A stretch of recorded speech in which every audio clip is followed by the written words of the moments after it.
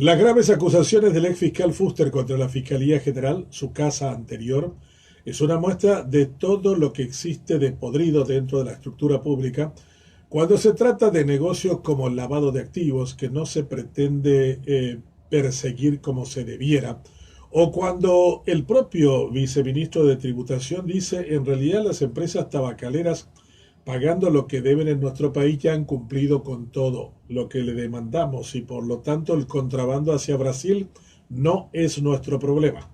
En realidad también es el problema del mismo Estado al que pertenece Uruguay. Eso significa que toda exportación del Paraguay debería estar registrada. Se tendría que conocer a quienes vende el producto de esa empresa tabacalera, si está registrada esa persona con algún RUC, dónde se encuentra físicamente establecida esa persona o esa empresa. Estas son preguntas que nos hacemos todos. Cuando se saca la soja al exterior se registra, pero cuando se saca el cigarrillo hacia el exterior no se registra. Y eso no es correcto. Y eso también podría darnos las claves en torno al por qué toda la estructura paraguaya, incluida el Estado y también las tabacaleras, hacen parte del mismo negocio del que se quejan posteriormente los brasileros.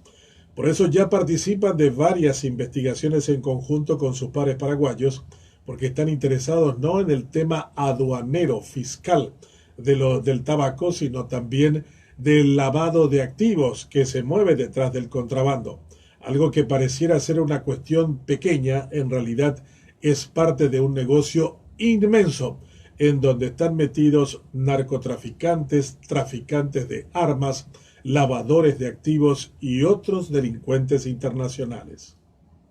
Urba Inmobiliaria, pon los pies sobre tu tierra. El ferrocarril del Paraguay es una de las grandes entelequias. No existe como tal más que en el organigrama y en el pago que hace Hacienda a sus empleados, entre ellos Lauro Ramírez, quien ya fue 2 veces titular de Ferrocarriles del Paraguay. No hay un solo tren que se mueva, no hay una sola vía que esté disponible, no hay pasajeros que suban y bajen de los trenes, pero sin embargo, el titular de Ferrocarriles del Paraguay, Lauro Ramírez, tiene tiempo de promocionar su empresa consultora privada y de dar recomendaciones en torno a qué tendría que hacerse en estas empresas para transformarse en tiempos de pandemia. Lo menos que podríamos decir del administrador de trenes del Paraguay es que es un cara dura, que nos cuesta 30 millones de dólares y que el Estado paraguayo que administra nuestro dinero está subsidiando su empresa privada, de la que se enorgullece dando recomendaciones de consultor.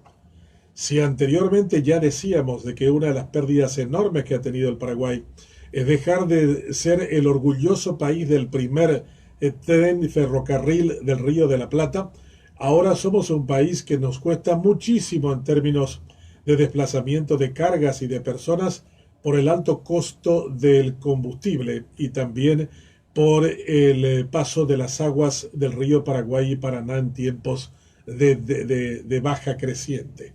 Todo esto nos lleva a interpelarnos en torno a decir qué es lo que está mal dentro del Estado, qué es lo que tiene que cambiar profundamente.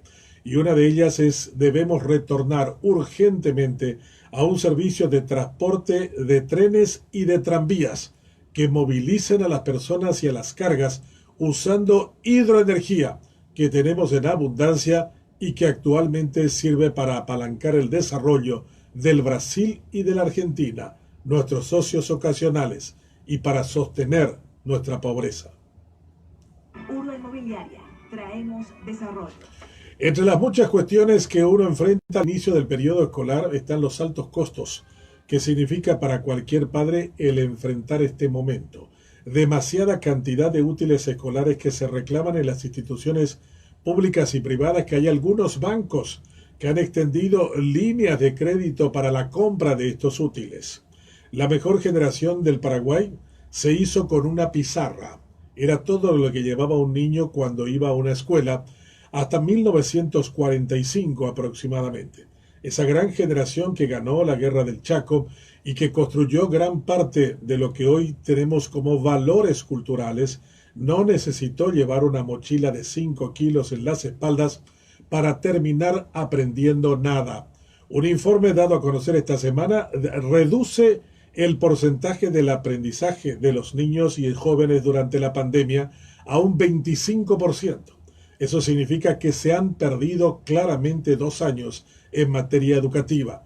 Y no solo eso hemos perdido por la pandemia, sino hemos acumulado deudas y deserciones de las escuelas públicas y privadas. Ahora tenemos el inicio del año escolar con una cantidad inmensa de jóvenes y niños cuyos padres no pueden sostener más a sus hijos en colegios privados y van a colegios públicos que no están preparados física ni tampoco en términos de programas académicos para hacer frente a dicha demanda. La educación es el gran capital de cualquier país. Si no lo cuidamos como debiéramos, podríamos perder incluso nuestra propia soberanía.